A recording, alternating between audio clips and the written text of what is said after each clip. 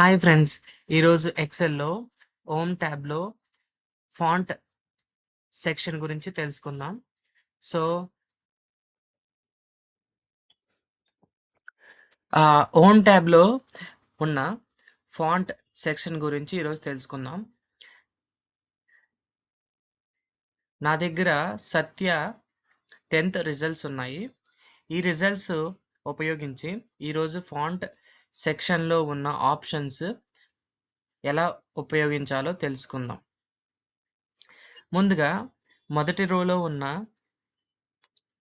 సత్యాస్ 10థ్ రిజల్ట్స్‌ని సెలెక్ట్ చేసుకొని, దాని యొక్క ఫాంట్ చేంజ్ చేయాలని అనుకుంటున్నాను.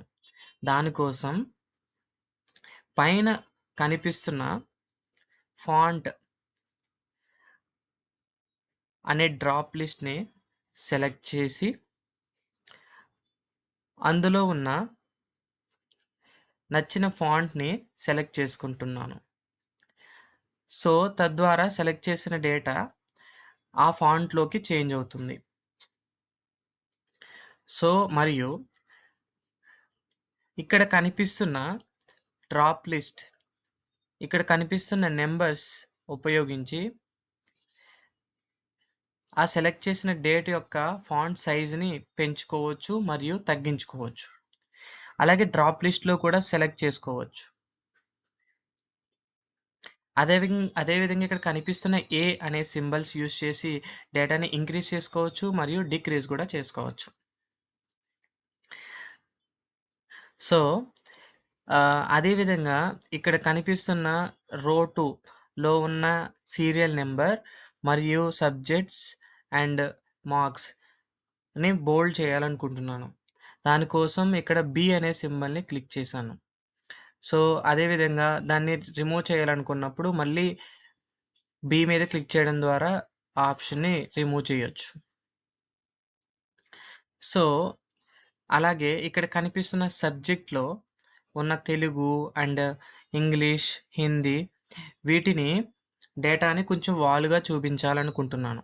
దానికోసం ఇక్కడ కనిపిస్తున్న ఐ అనే సింబల్ మీద క్లిక్ చేశాను. సో, సో తద్వారా డేటా కొంచెం వాలుగా కనిపిస్తుంది. మరియు రిమూవ్ చేయాలనుకుంటే మళ్ళీ ఐ మీదే క్లిక్ చేయాలి. సో, అదే విధంగా ఇక్కడ కనిపిస్తున్న హెడ్డర్‌ని, ఈ హెడ్డింగ్‌ని అండర్‌లైన్ కావాలనుకున్నాను. దానికోసం యూ సింబల్‌ని క్లిక్ చేశాను.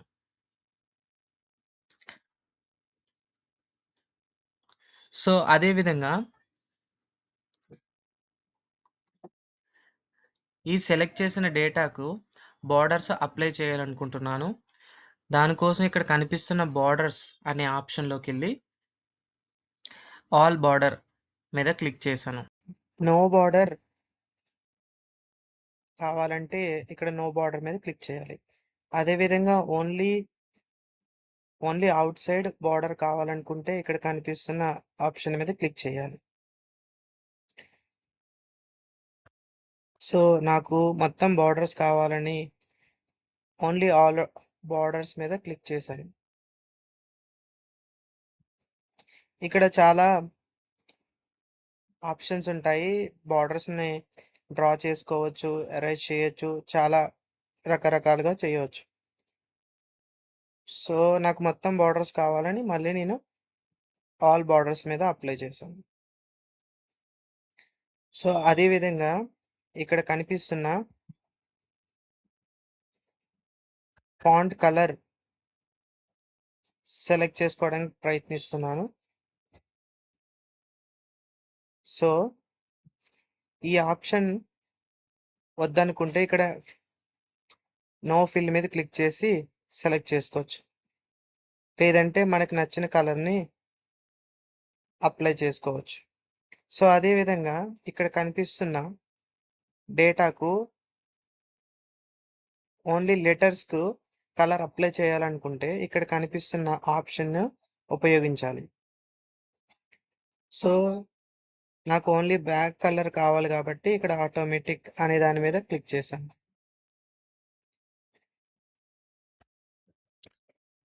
ఇది ఫ్రెండ్స్ ఈరోజు వీడియో. హోమ్ ట్యాబ్లో ఉన్న రిమైనింగ్ ఆప్షన్స్ గురించి మరొక వీడియోలో చెప్తాను. మరియు ఈ వీడియో నచ్చినట్లయితే లైక్ చేయండి మరియు నా ఛానల్ని సబ్స్క్రైబ్ చేయండి.